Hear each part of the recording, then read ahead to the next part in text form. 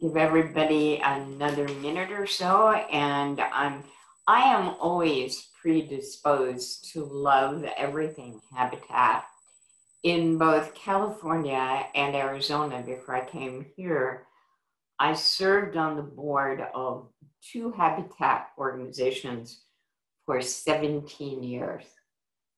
So, and they could not have been more different from each other or than Jamie's.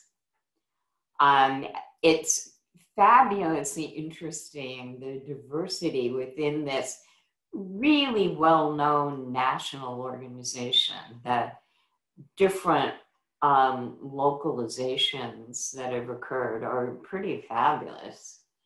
So I'm always interested in hearing what's going on, and this is no exception. A little bit of housekeeping, you're all muted. So before you launch into a very extensive speech, it would be really good to unmute yourself and then to remute when you're done speaking.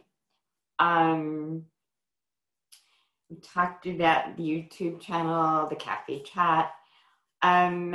We are living in difficult times, and one of them is stretching ourselves too thin. And I know Jamie is always stretched really thin. So we are delighted to have her with us today and thrilled that she's going to share with our live audience and then our hosted YouTube audience as well. So Jamie, I'm going to pass this over to you and let you tell us what's going on at Habitat. Thanks, Arlene. It's really nice to be part of this. I looked forward to this for a while because the business community is a huge part of what we're working to serve with Habitat for Humanity, with home ownership opportunities aimed at people who work in most of our core businesses in the community. So thanks for being part of the conversation. What I wanted to do was start by sharing what we've been doing and then what's changed with COVID and what our new 5-year plan is and what we're intending to do. Ryan, I haven't met you. Are you with a local business? Hello, I'm with the Chamber. Oh, wonderful. Okay, good. Well, so let me first tell you that we have a fiscal year that ends June 30. So when I talk about our numbers, I'm talking about those 12 months. We were on track to complete build 5 new homes in the last fiscal year and recycle 1. And when I say recycle, what that means is that we write our mortgages so that we have the first right to buy back a house if someone has outgrown it, is moving away, and we can do minor repairs and sell it to a new homeowner and keep it affordable that way. So when COVID shut us down, it changed things. We ended up completing 1 fewer house than we expected to, and we didn't get started on some houses we were ready to get started on. But let me just share some slides with you to show you what we're up to. So,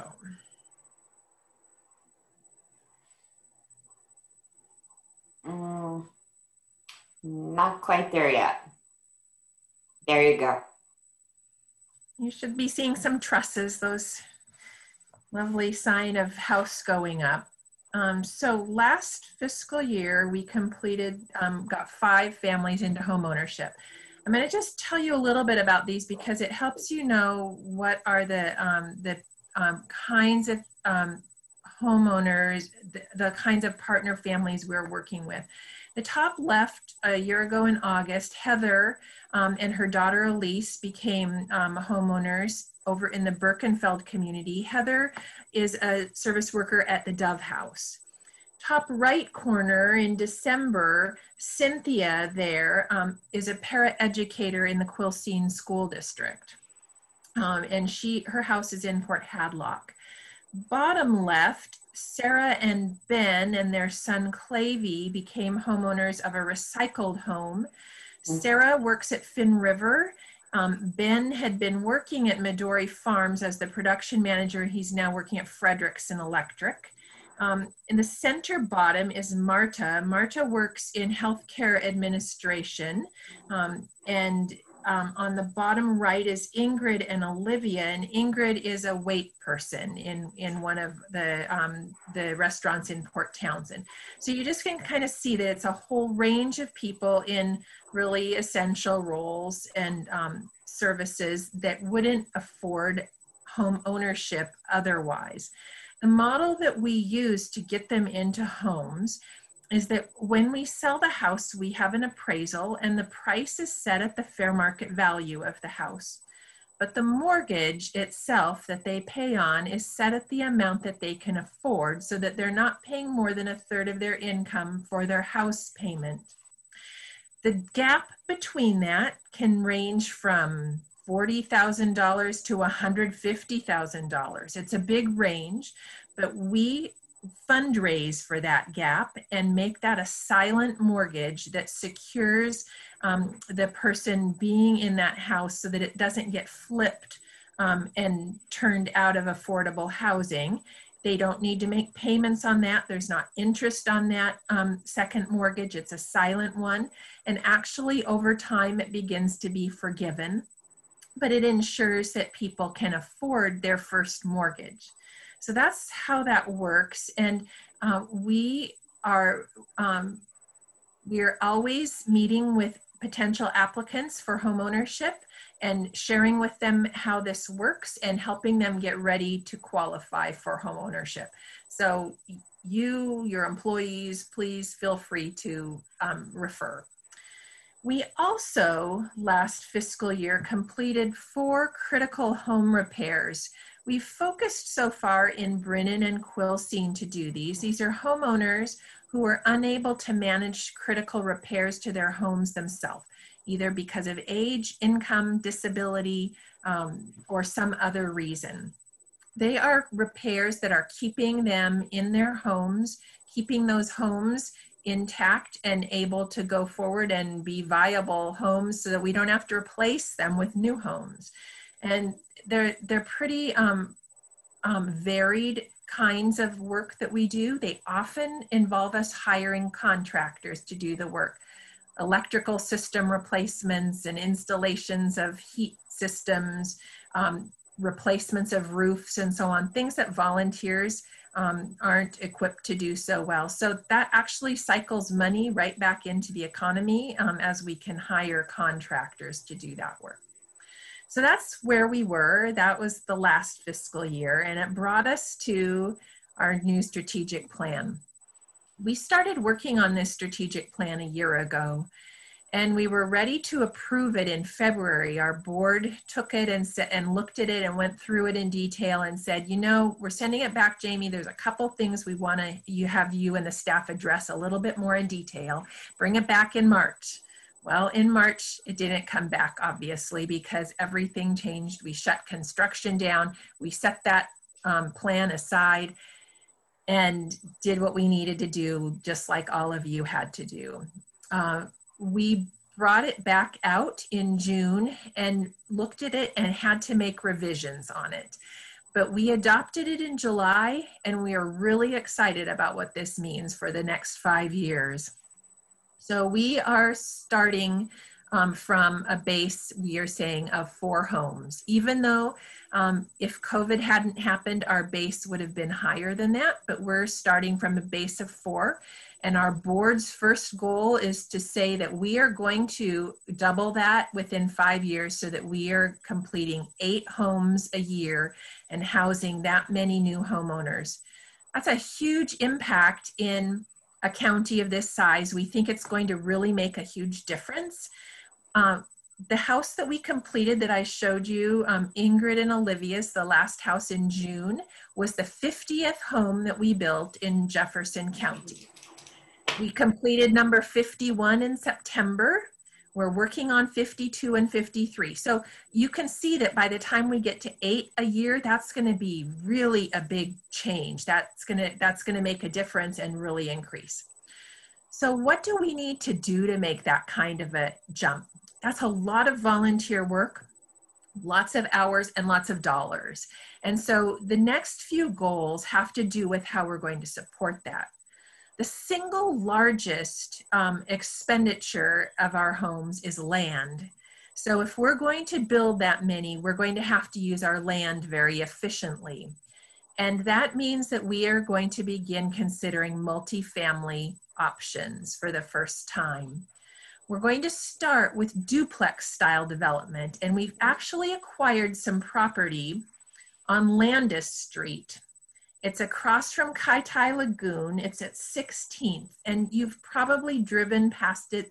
It's wooded right now. It's a bit of a slope up to the property on the west side of Landis. So north is to the right here. And it's an L-shaped property, and this is a really early concept drawing. At this stage, what we're working from a plan of is 7 duplexes, 14 units on this property. An acre of land would typically be more like 8 or 9 homes in the city of Port Townsend. So by using it efficiently, we're really excited that it's going to be able to house more people. Let's see. This is a different orientation. So now north is at the top. Landis Street, you'll see, is running up and down, south vertically. At the top of the screen is 19th Street, and Kaitai Lagoon is on the right side. And you'll see that L-shaped property outlined in blue that we now own. You'll also see another blue rectangle just to the north of it, about a block north. We have right now a contract on that, and we're doing our due diligence on it. If we're able to secure it, and we think that that will work, that will add 3 more duplexes or 6 units for a total of 20 homes. We've already begun the engineering work on this property, on the L-shaped piece, and the design work. We hope to be in permitting by the beginning of the year, something like that, and be installing in 2021 the street and infrastructure for that, so that we'll be able to start building on that once we've come out of COVID and we're able to start building a little bit faster once again. We're really excited about this project. I think that the potential is really interesting. I would love to hear any of your thoughts about what you think about duplex style, if you think that's going to be something that people in the community welcome, if they want to live in it. We don't know yet. This is a new experiment for us. In fact, I'm going to just stop right here for a moment, because I would love to hear from you and any reactions to that you have. Anybody want to jump in? Hello, I'm Eric Wemberg from the Bishop Hotel. For any of you who haven't heard, when we logged on, we just moved here from the city. We were living in Seattle for me, my whole life, Jessica for 10 years or so, 10 plus years. Mm-hmm. And we definitely saw, a lot of density building in the city, because Seattle has a very small, finite amount of land available. So, we saw them taking one plot of land and building like some pretty cool, 5-plexes and like things that were even more efficient than like a duplex. One thing that I thought would be cool is maybe like a co-op building. There's a lot of those too in the cities, and I feel like they do a couple things. They build community in their own little area.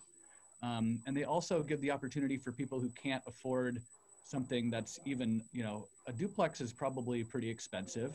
But, if we could keep, like a condo or a co-op space available for someone who could maybe afford $150,000 for a home, or maybe $200,000 for a home, I would like to see something like that, because I think one thing we're lacking in town that we've noticed is just the amount of housing for people who work in the service industry. And, I hear in the summer and spring, when festivals are going and the restaurants are going off and there's like tons of people and tourists, that we need a lot of support in the service industries. And I think that it makes it hard for people who are there to be close to their job.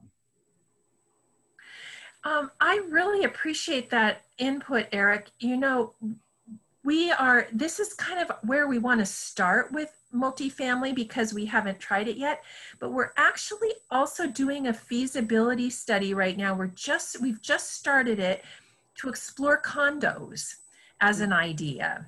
And I came today hoping to get input from you, the people on this call, about what you think. Do you think people in Jefferson County would go for more of condominium style of ownership, of living in a more dense situation where they don't have one house, one yard, but it's something a little bit more like in the city, like in Seattle would be found. And we could probably target that a little bit more toward those lower price points for people. And we might even be able to mix in some market rate for people who are at a little bit higher level, the workforce kind of housing. And I'm just curious if you think your people, I see Deborah saying, think it'd be a great idea. So yeah, it'd be interesting. I would love to hear more about that. And if you think that works. Jay, you just came off mute. Yeah, well, there's a couple of things. One, I wanted to just say that the first home I bought was a fourplex, was one unit in a fourplex that was actually in a development of fourplexes, and all of them actually all look like very large houses. So if you were driving by, it looked like, boy, this was a place with 5,000 square foot houses. And that was what gave me the ability to then move on to, my next house and what I have today. As far as I can't imagine that we could build any type of housing here right now that wouldn't have people that would want to buy it. The situation is just so dire. You have a lot of people that can afford, right, a decent place, but there's just nothing to buy or rent. And so I would expect that. You might have more of a pushback from the rest of the community who are looking at it. If it's not designed to look right, then there might be some pushback from the community of it. It doesn't look like the traditional Port Townsend, but we have hundreds of people right now that would, that are capable of paying something, would be your kind of candidate that are here that would go into almost anything. Hi, Cherish. Nice to see you. Yeah, Jamie, the workforce housing issue here is so huge, and that conversation supersedes every other conversation we have with city and county government every day that we work here. We can't solve the bigger issues of diversification, of sustainability, unless we find a way to solve the housing crisis. And people that work here want to live here. Employers want to hire the best people, not have people leave so they can afford to live. And so we need all the help we can get, whether that is fractional ownership, whether it's shared housing, whether it's small multifamily, large multifamily. I would venture to say if the space is habitable and empty, that you can fill it with people that will write you a check. Across the street from the Bishop Hotel, the Jefferson School, I think it's called the Jefferson School, is for sale.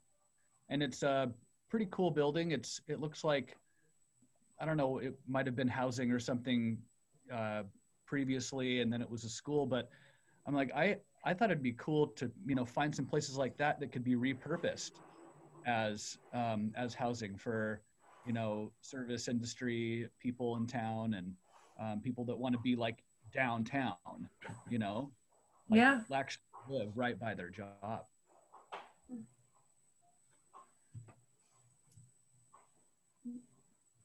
Well, let me go ahead and share again the screen and keep going. So those first two goals I just showed you are the doubling our homes a year and then using land efficiently. So this next one is another aspect of affordability, which is, I told you that we repurchase houses from our homeowners who want to move on. And out of 51 homes, we've repurchased 8 over 20 years. So people stay in their homes. It's not happening a lot. But when they do sell their homes, with the kind of increase in prices that are going on, it's becoming more difficult for us to repurchase them and keep them affordable for the next family. So our board has set its third goal to make every home permanently affordable to the next buyer. What that means is that we will, through a legal mechanism, constrain the amount of appreciation on the homes so that the buyer still is able to realize appreciation. We know that homeownership has been the one sure way for people to move out of poverty and into the middle class. And we don't want to cut that road off. That's really important. But we want to constrain that amount of appreciation so that when they sell that house, they've got something out of it, a nest egg to go to the next place, but a new family can buy it who is also at a lower income place and it's still affordable to them. There are some different ways that we're looking at that could work for that to happen. And I'd be glad to tell you about that if anyone wants to know. It gets into more of the details of what kind of legal mechanisms there are, but I'm happy to answer that if you're interested. And so just note that to ask me, but let me go on to the next goal, which has to do with our critical home repair program. Our intention is to double that in 5 years so that we are doing 8 per year. Those are huge jobs to us. They're not, even though they aren't as expensive as building a new home, anyone who's undertaken a critical repair in your own home or a remodel or something knows that what you start out with is not usually what you end up with. We just did a repair this summer that the person had called us and thought it was a leak around a vent in their roof. It turned out that the entire wall was rotted out, and it not only was that, but it had come in where the electrical box was. So the whole electrical system also had to be replaced. So what it looked like they thought was maybe a patch around a vent became quite a major endeavor, and really glad to have that done. And that was a great project to do, but going to 8 a year will be still quite something to manage. The next goal has to do with our service area and our board's desire to serve outside of Port Townsend as well as in Port Townsend. So over the next 5 years, we want at least almost half of what we do to be impacting communities of Brennan, Quilcene, Chimacum, Port Hadlock, and Irondale, so that we are recognizing that our goal is East Jefferson County and not just Port Townsend. We also have some supporting goals to make this happen. Advocacy is a really big issue for us because we know that even with this kind of investment in more homes, it's not enough. I mean, it's hundreds of homes that are needed, and advocacy so that our policymakers, our elected officials know what could happen, what difference, what kinds of choices they might make to make a difference to free up more ability, whether it's through zoning, whether it's through tax incentives, there could be all kinds of things that are potential small solutions that when you put them together could make into big solutions. So without becoming a political organization, we're not interested in jumping on any candidate's bandwagon. We will become a more advocacy focused organization. It's also going to take a lot of money, so our resources need to grow. The Habitat store will need to become more effective and more powerful. I'm really excited about some of the change that we're seeing in the Habitat store. It has grown. October was actually one of the best months we've ever had for sales, which is terrific, and I hope that it can keep going. I don't know if it's just pent-up demand with people finally being able to send their donated things somewhere that they've been cleaning out for a few months while they've been at home, and people wanting to buy. But that's a big piece, because that's one of the 3 legs of how we fund our work. The second really important thing is philanthropy. So we are excited to have been able to hire a director of engagement this summer, Maria Drury. She had hoped to be on this call and something came up. Maria's position was funded by a 3-year grant from the MJ Murdoch Charitable Trust, which was a really awesome commitment that they made to us despite this pandemic, to say, we want to see you increase and have even stronger community support. We've been so grateful that this community has been incredibly generous, and that's part of why we can do what we've been doing. But that is the second leg of the stool. The third leg of the stool, which I don't have written down here, is the mortgages, the homeowners who pay a mortgage, and that helps to fund the resources to build these homes and do what we do. That goal there of incorporating market-based solutions, I'm going to stop sharing the screen here so I can just tell you about that. That comes back to what I mentioned, this feasibility study that we're doing right now to determine whether condos would have a market in town. We're looking at whether we would find that if we had a mixed income community in that, if we had Habitat homes in that, but then also market rate homes in it that were occupied by people up to maybe 120% of the area median income. So really the people who are doing medical and government positions and so on in the area who are having a hard time coming in, managers. So if that would be of value, and I'm really interested to hear about whether you think that kind of mixed income could work, because we're thinking that if by including market rate housing, we can also do more of the lower, the service worker housing in that same community, that would be awesome. And I don't know though, I'd love your input about if you think people would buy like that. Do you think that because low income is kind of a stigma, that would be harder for people to want to buy market rate housing when it's mixed income? I have to say, I like the idea. We have it's all over the place in Seattle, and they really try to push for it. Interesting enough, the stigma with low income I don't think it has anything to do with, bad people, you know what I mean? It's like, or like less savory people. I think that it's people that might be struggling, or maybe their career they have, maybe they work in childcare and they're not getting a lot of money. There's a lot of people that just need a little bit of assistance. And I think that there's also a lot of people who would be willing to buy at market rate to help that out. I would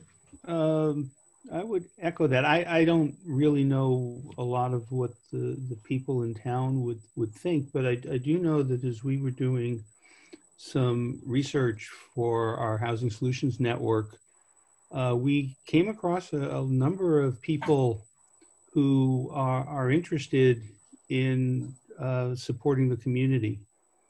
and they do have, they are people that could afford market rate houses. And so others may know better, but we did come across several who would do that.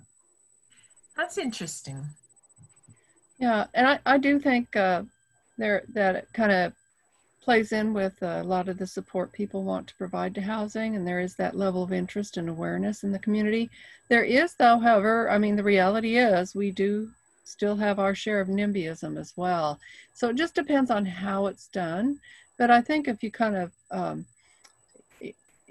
think the NIMBYism comes as if you're going to build a big block of this is, the old housing project kind of a thing, right? I know that's not what you have in mind. And I think if you interweave the different types of housing, I think people here would appreciate the diversity that brings to their neighborhood and to the talent and the types of people who live there. So done right, I think it would definitely be okay. But just be aware the approach is going to be important to avoid that NIMBY reaction. Yeah, other areas have had things like people moving in with FHA mortgages or VA mortgages that are, again, low income type things. And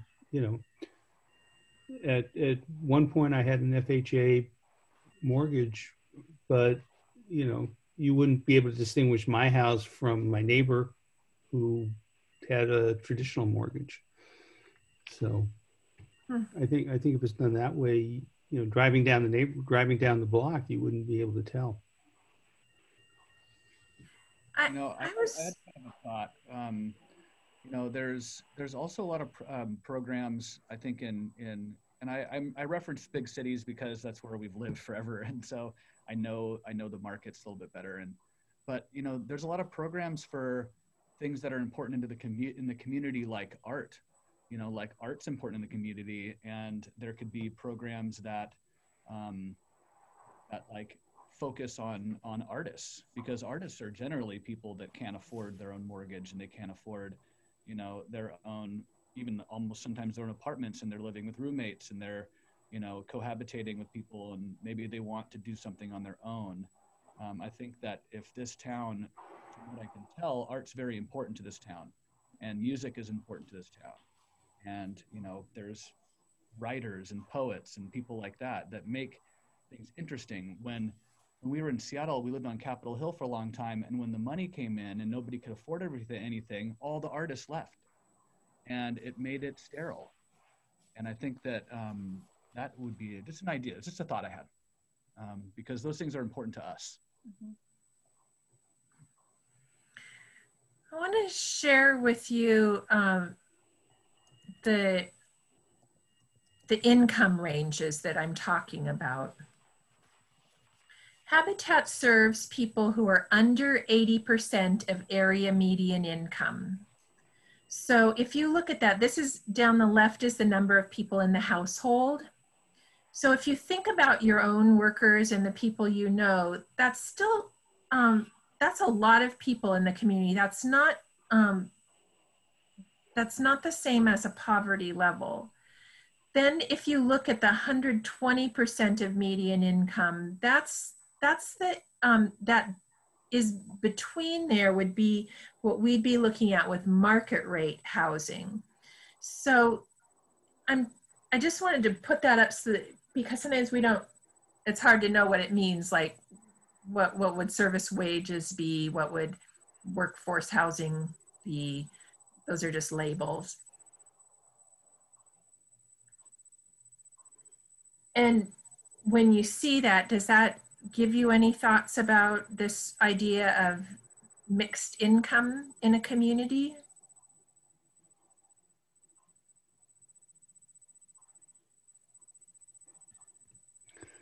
I think for me, it just reinforces what I was thinking, in that the people who are buying, or getting Habitat homes are not going to be that much different from the other people on the block. Yeah, I showed you that range, those 5 families who became homeowners last year, that it's really people who are in all areas of our community.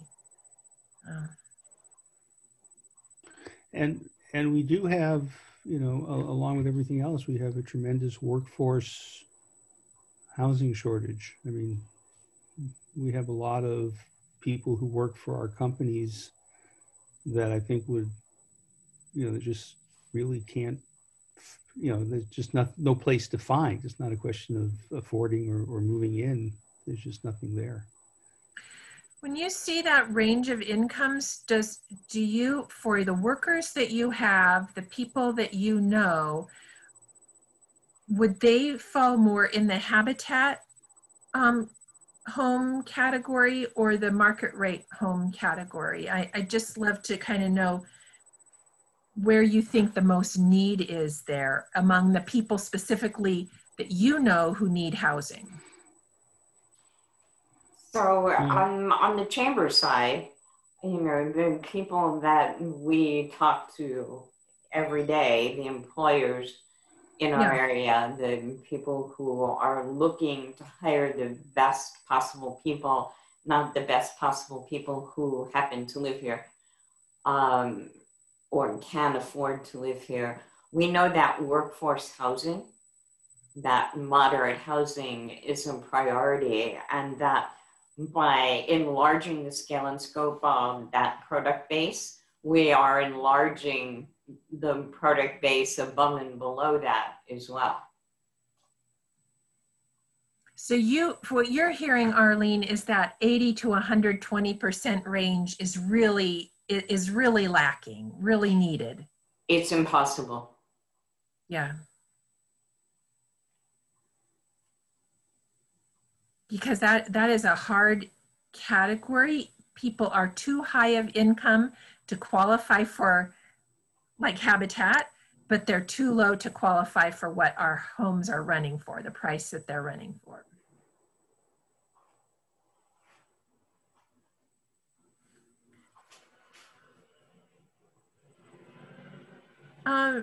So that's really helpful input.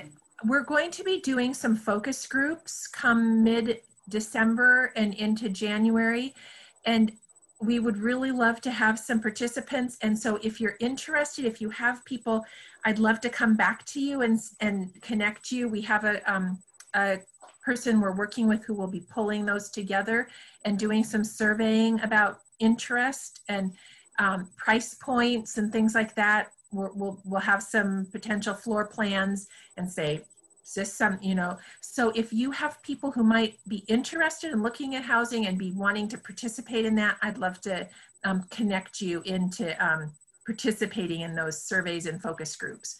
Could we push that out through you, Arlene, too? Yeah, absolutely. We'll make sure everyone gets it. That'd be really helpful.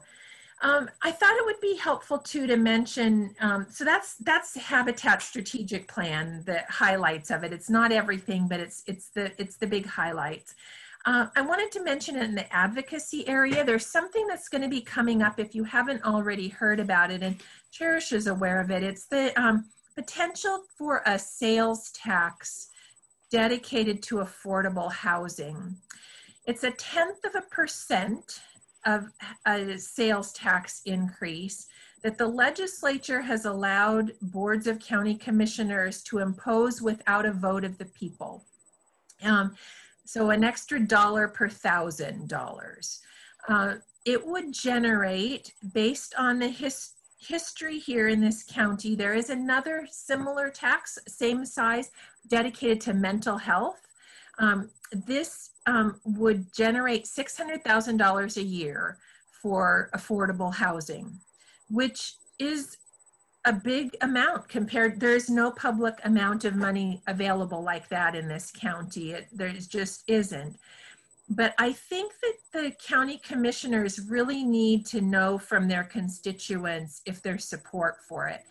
Anything that says tax is likely to create concern among them. They don't want to inflame things. They don't want to hurt people. They don't want to hurt businesses. They really don't. And so if you have input about that or opinions about that, it is a great time to make that known to the county commissioners. They should be, I believe, considering that in the next 2 months. They'll need to consider it by the beginning of January. It would become in effect then like in April, and money could start being available as soon as next summer from that.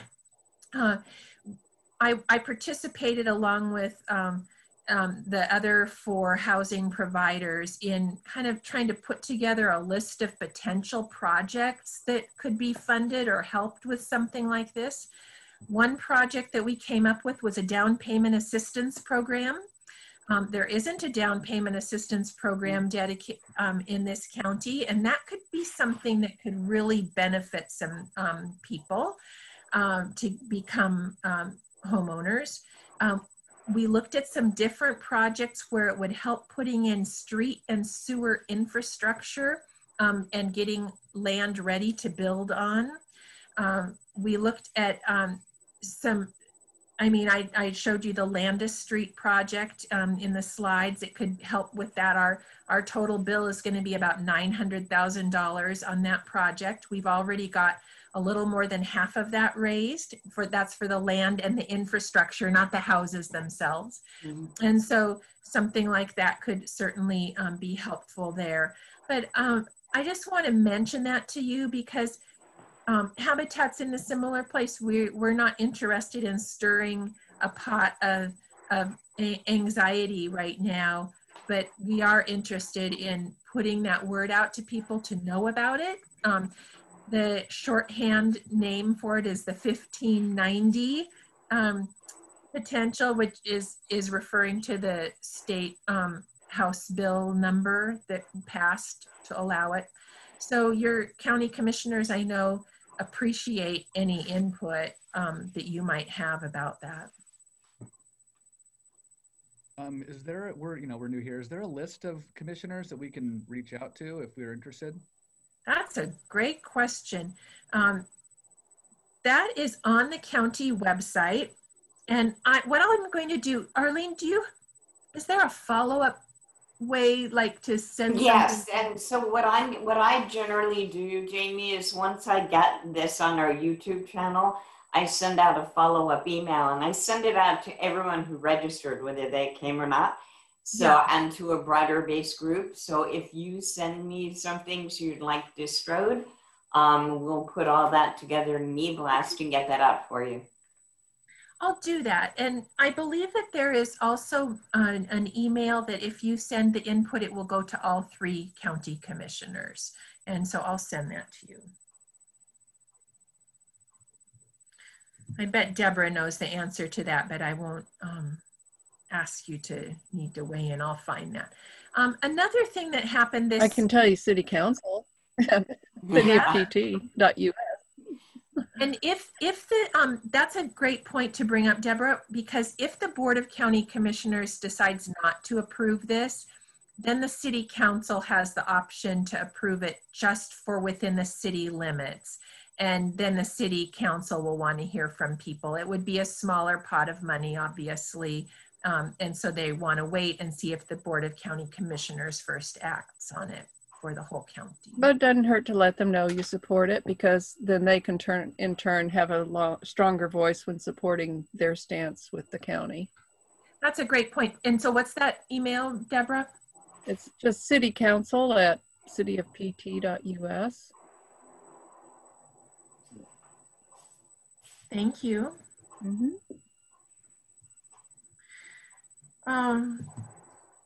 This week, excuse me, the Leader had a full-page ad about housing and encouraged people to sign up as in a community call to action. So I'm going to just share a page there to show you if you're interested in doing that. This is Housing Solutions Network. Jay just mentioned Housing Solutions Network a moment ago, so he might want to say more and he can answer more questions about it. This has been a more of a grassroots effort to try to address housing issues. And they are have a page. This is the housingsolutionsnetwork.org/sign, S-I-G-N, like sign up. So sign your name to stand with us. And here it is things that you can say you want to do and you're committing to do as part of the solution, you know, to helping solve affordable housing in the community. So there are things you can learn about, things you can say who you are, that you're a renter, a homeowner, and so on. And so you might want to do that, and you might want to encourage other people you know to fill this out too. I don't think that this is going to become there's not a plan for what happens next with this, if I understand it right. It's simply a gathering of really a way to show engagement. And Deborah can help out if I don't cover it just right. But part of the impetus behind it was to try to make sure that the pandemic didn't permanently stop a lot of the good work that was going on prior to us kind of shutting down a lot of things in the spring. And just kind of remind people that we're here and this is still a problem, and we want to get everybody on board.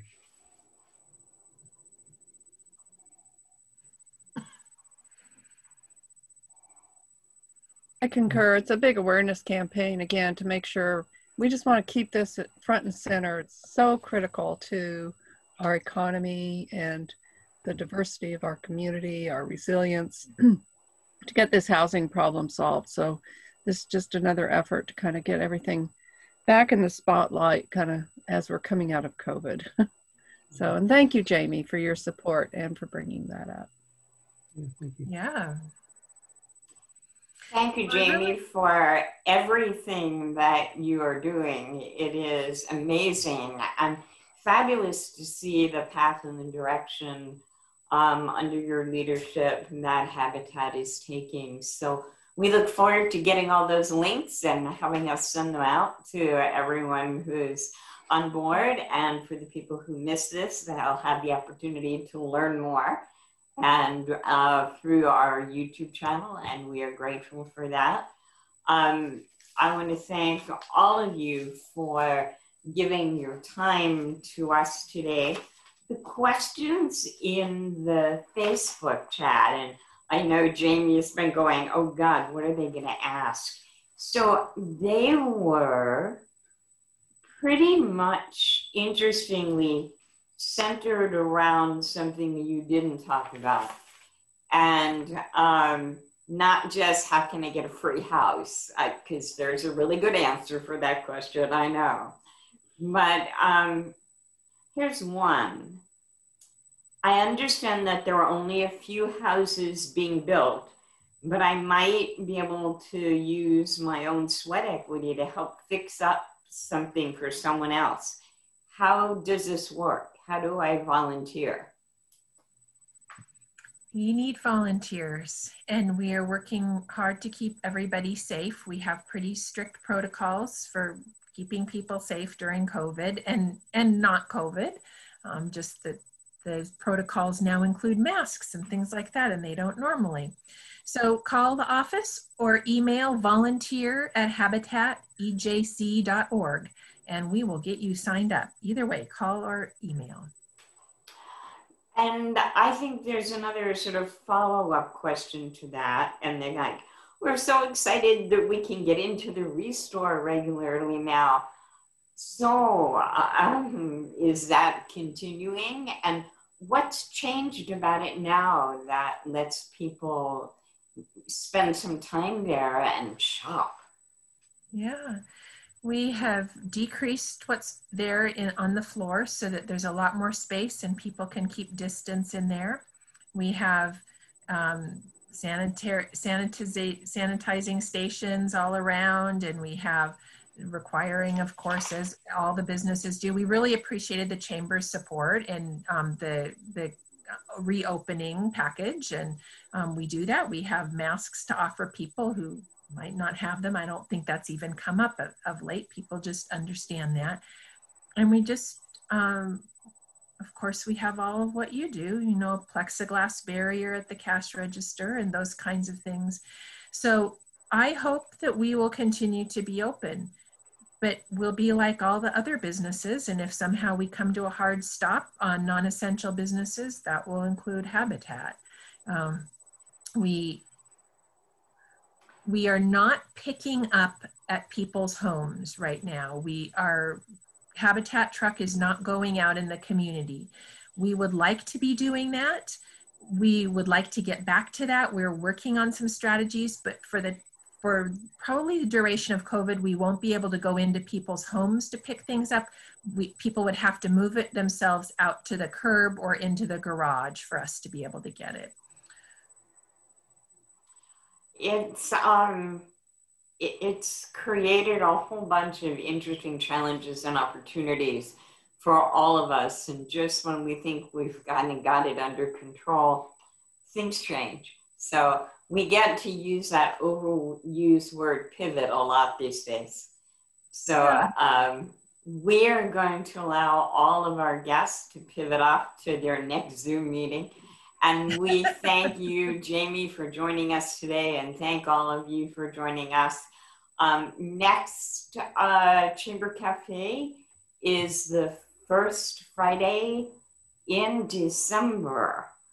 It is the year end. Looking ahead, we will have a special guest.